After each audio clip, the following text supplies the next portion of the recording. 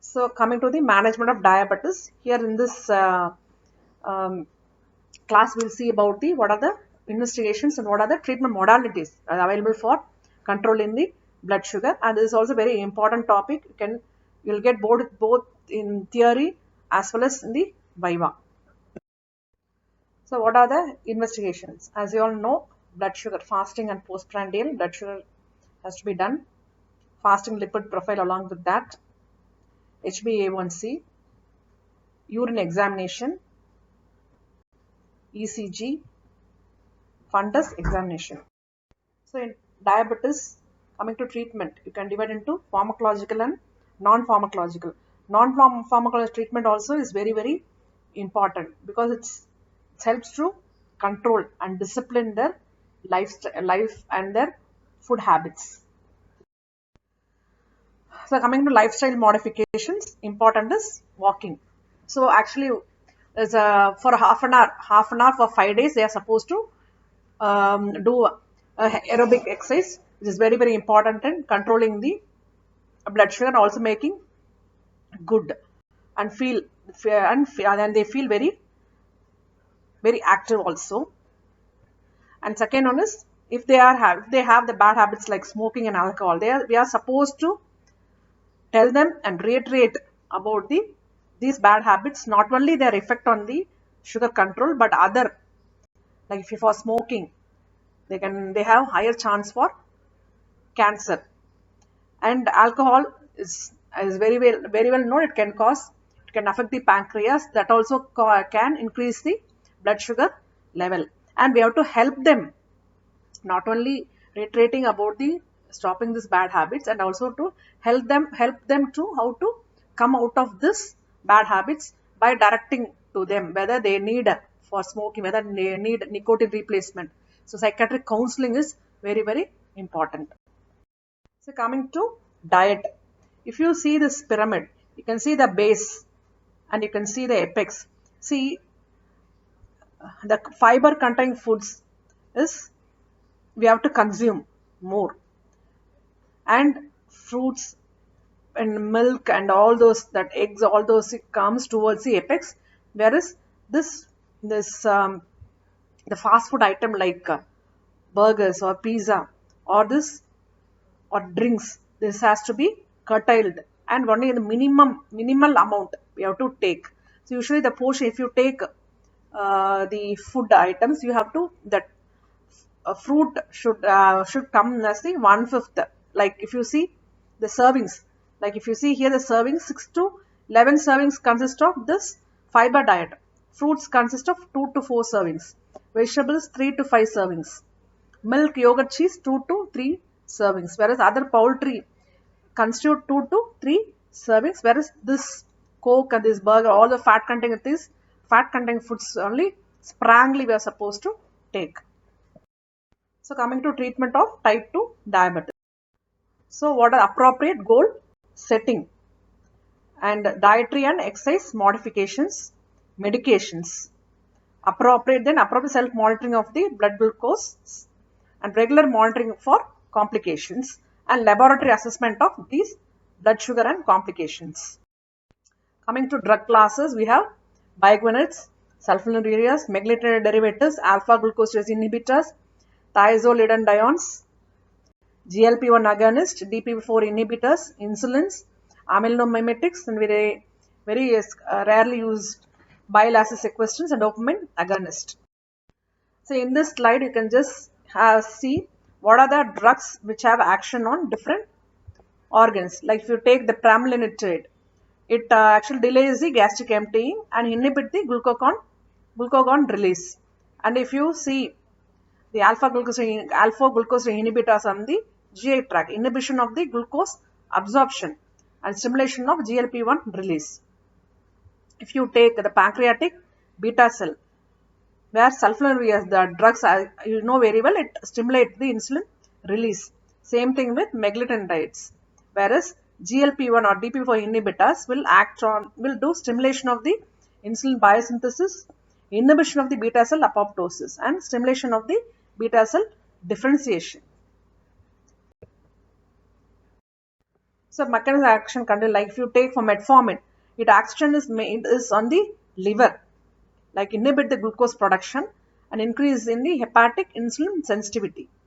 And if you take this thiazolidine drugs, it have main action on the increase in the muscle insulin, both muscle insulin and liver insulin sensitivity, suppression of the free fatty acid release and fat redistribution. So visceral to subcutaneous adipose tissue can just and modulation of the adipokine release.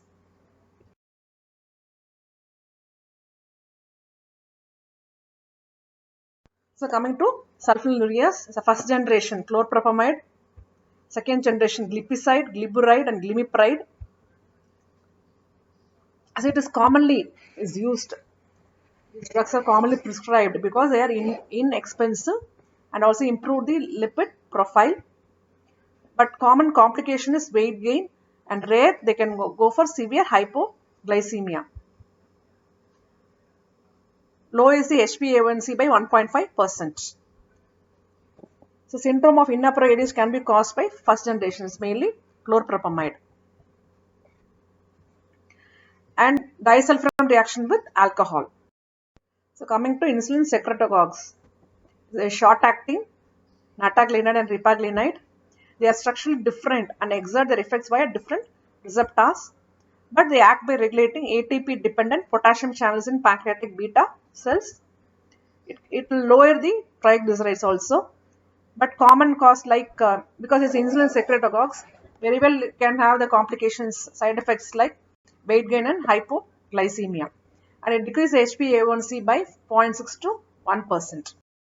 Coming to thiazolidinediones, you have pioglitazone and rosiglitazone. Nowadays they are commonly used for controlling sugars. The insulin sensitivity is by act by binding to the PPAR at the liver, muscle as well as fat tissues, inhibiting the glucose formation by liver, metabolized in the liver. It can lower the triglycerides and raises the HDL. That is very, very important. And there is no hypoglycemia. But they have weight gain and edema and elevated ALT levels. So it will decrease the HbA1c by 0.5 to 1.5%, and fluid retention is seen. That's why it's contraindicated in congestive heart failure. So coming to alpha glucosidase inhibitors, that is agarbose, meglitol and voglibose. So these drugs also nowadays commonly used because, as you know, patients are very well happy to take drugs rather than taking injections. So there are so many. So these are drugs have been proven to have effective control, but they are also costly. So patients who are affordable, they can take the drug, we can prescribe. Inhibit the alpha glucosidase that convert complex polysaccharide carbohydrates into monosaccharides, thereby slow the absorption of glucose and reduce postprandial blood glucose concentration. It lowers the triglyceride, minimal effect on the total cholesterol and HDL levels, no hypoglycemia, and absence of weight gain. HbA1c by 0.5 to 1% will decrease, but because the glucose is not absorbed, can cause the adverse effects such as bloating and flatulence. So coming to GLP-1 agonist is exenatide and liraglutide. Liraglutide comes as an injection. Small intestine L cells, it will be secreted by small L cells. Glucose dependent stimulation of the insulin secretion. So reduction of the gastric emptying. So reduction of inappropriate glucagon secretion. Prevent beta cell apoptosis and restore beta cell mass. Do not cause hypoglycemia, nausea, vomiting and weight loss. Coming to DPP-4 inhibitors, saxagliptin, sitagliptin and linagliptin. Sitagliptin is also commonly nowadays used. It has a neutral effect on weight, no hypoglycemia, no drug interactions, minimal effect on total cholesterol and HDL. HbA1c is 0.89%. Upper respiratory tract infection, headache are common. Amylin mimetics, that is pramlintide, is stimulate the release of insulin used with insulin injections. It will suppress the appetite and promote weight loss.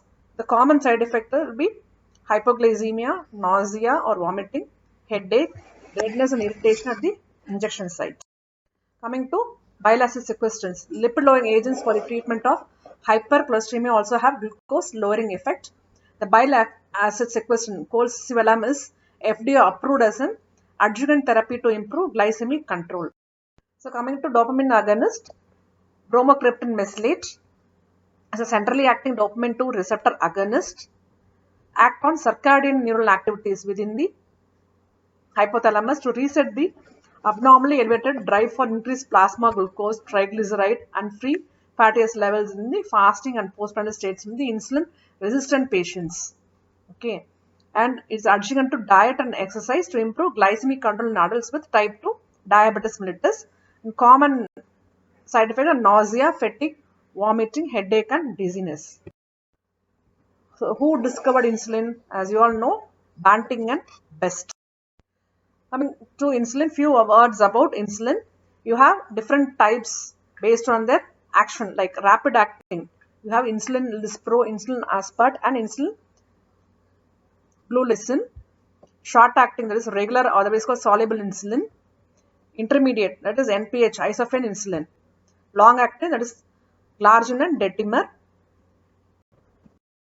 So regarding insulin, insulin replacement, it could be either it should have a basal insulin and preprandial, that is called premeal insulin. Basal insulin either long acting like glargine or detimer, or intermediate acting is NPH. Preprandial insulin will be either rapid acting, that is I told you previously, or short acting, that is regular insulin. But if you see currently this NPH, intermediate insulin, is as being used less frequently, whereas the long acting insulin are used more frequently because they are used as a once a day as an injection. So the patients are very comfortable. So in this slide you can see the types of insulin, their onset, their peak and their duration. If you see this rapid acting, the onset action is very immediately will take place. So you can take food. After taking injection, you can take immediately, you can take food. Whereas with regular insulin, you have to wait for half an hour for the action to take place. But duration is here 4 hours, here it is 6 to 8 hours. Same thing with if you have an intermediate insulin, you can see the peak 10 hours, but the duration is 24 hours. If you take the long acting glargine, you can see there is no peak, but the duration is very longer. So same the slide which again showing in the graph pattern, where you can see the aspart and lispro.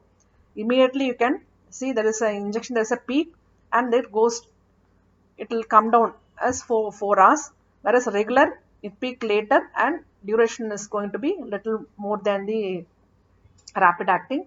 NPH, you can see the peak and the duration of action also is going to longer. But if you see the detimer and glargine, if you see the glargine, it looks like there is no peak at all, but it has that basal insulin, it will give like a normal patient's insulin secretion from the pancreatic cells. If you see this graph, so we are supposed to prescribe the insulin to the patient, which will mimic like a normal persons. Like if you see the normal insulin secretion, you can see this is what when patient takes the basal level, you have a normal insulin secretion.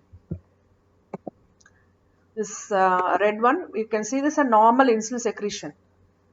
Once if you take food, then there is an increase in insulin secretion comes down. Again, if you take afternoon, and again if you take in the night. So it has to mimic. So whatever treatment we are providing, it has to mimic like this.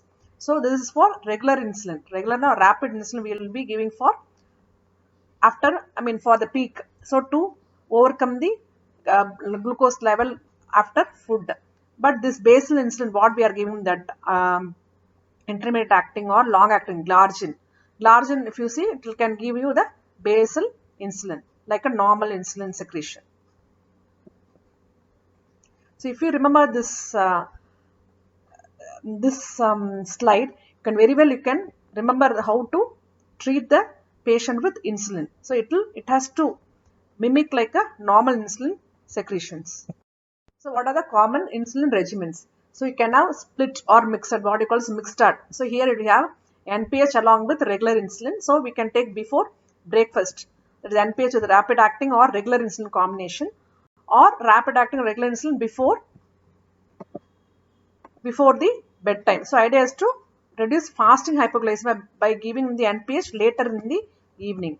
Another is MDA, multiple daily injections, where long acting is given once a day in the morning or evening, or twice a day based on the blood sugar level, and rapid insulin acting insulin before meals or snacks. So adverse effects, local allergic reactions, pain, burning, local erythema, pruritus and induration, local fat atrophy or hypertrophy. It's common with animal insulins but is rare with human insulin and insulin analogs. So coming to continuous subcutaneous insulin infusion. Here it is rapid acting insulin infused continuously 24 hours a day through an insulin pump at one or more basal rates, with additional boluses given before each meal and correction doses administered if blood glucose levels exceed the target level. Insulin infusion pump.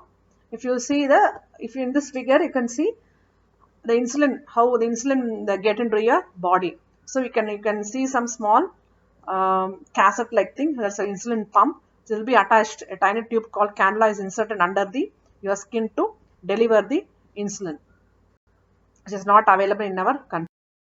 So in this figure it shows the insulin pump therapy. Like you can see the meal time boluses during breakfast, lunch or during dinner. So and also you can, and there should be a constant, and also there's a constant basal rate. But if you see, this is square wave bolus for a fatty meal, so you can adjust based on the food you are taking. So and if you see the graph by means of if you see the insulin delivery, you can see here there is a decreased glycemic variability and hypoglycemia also very less, and you can see there is a decrease in the glycated hemoglobin. So this is an important thing that you should learn about the insulin pump therapy, how it works. So indications for insulin pump therapy: fear of hypoglycemia often prevents ideal glucose control. So they will take more food and they can cause elevated A1C level. And this insulin pump reduces the risk of hypoglycemia because there are no peaks and insulin can be delivered in small amounts, and also allows for temporary reduced rate to allow for increased activity without hypoglycemia during exercise. So hypoglycemia, take insulin, they will go for hypoglycemia. Overeat to correct, then will go for hyperglycemia. And nocturnal hypoglycemia is reduced by using this insulin pump therapy. And pump can be turned off or down if glucose is too. So few words for pregnancy. Insulin demands change during pregnancy and allows for tight control with less risk of hypoglycemia. So candidates for insulin pump therapy should be well motivated, understand the basic insulin pharmacodynamics, understand the carbohydrate counting, can use technology.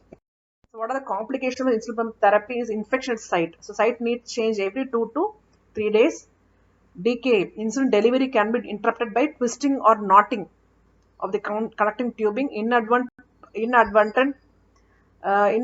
pump suspension or dislodgement of the inserted needle, or poor absorption at the injection site, unawareness of the site or pump failure. Coming to inhaled insulin, Exubera, other name is Exubera. The rapid acting insulin, first easily inhaled insulin, reduce fasting blood glucose by 23 mg per deciliter. No refrigerator or no batteries, easy technique.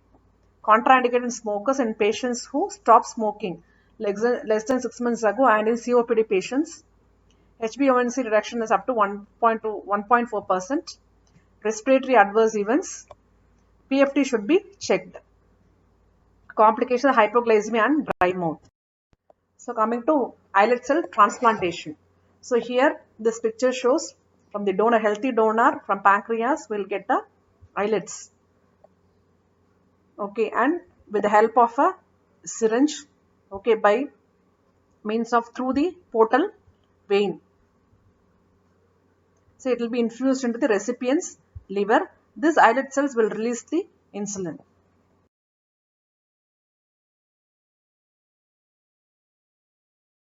So coming to pharmacological targets for type 2 diabetes treatment.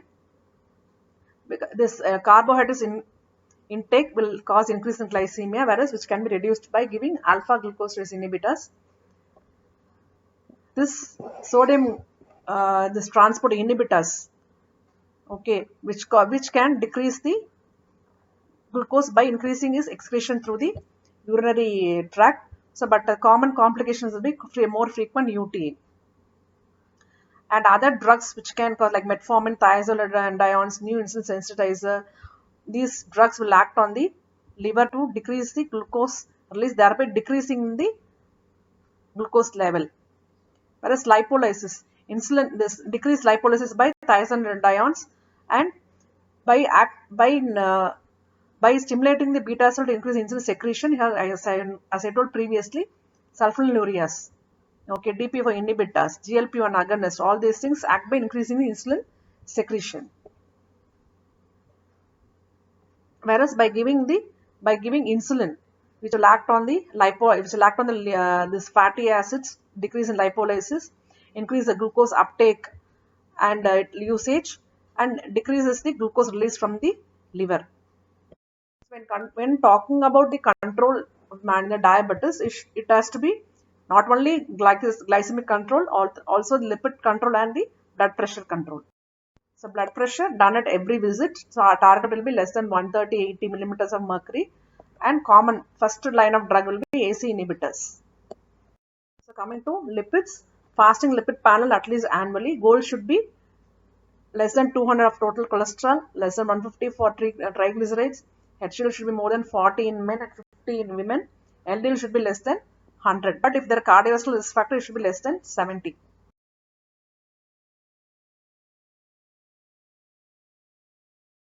What is the role of aspirin in diabetes? If men more than 50 years of age, women more than 60 years, younger if there are higher risk. So according to ADA, what are the blood sugar level? So fasting blood sugar should be less than 100. Target should be 2 hours. Postprandial should be less than 140. Glycated hemoglobin should be less than 7%. But usually less than 6% if it will be safe. So coming to treatment, as you see, there is a progressive deterioration of the beta cell function. So the treatment the base is always the lifestyle changes. Other thing is you have to go for oral monotherapy and or combination therapy. They are not getting control with a lifestyle change alone. If it's not getting control with oral monotherapy or multiple therapy, then you can go for basal insulin. You have to add basal insulin and titrate. If it's not getting control, then you have to go for basal plus prandial insulin, or you can go for basal plus 2 prandial, or based on that you can titrate the insulin injections.